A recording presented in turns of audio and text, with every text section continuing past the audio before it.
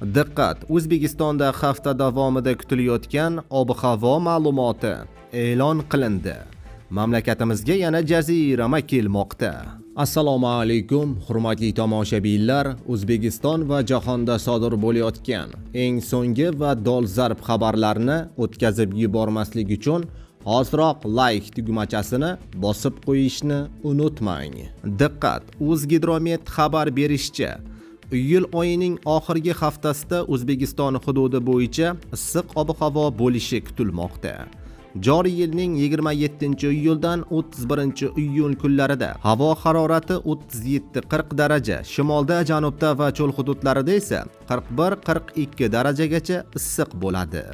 Bu iyul oyining oxiri uchun bo'lgan iqlimiy me'yorlardan 2-3 daraja yuqori degani. Shunday ekan, doim ko'chalarda yurganingizda soyabon olib yurishni hamda suyuqlik ko'proq ichishni unutmang. Videoga like bosib, yaqinlaringizga ham yuborib qo'ying.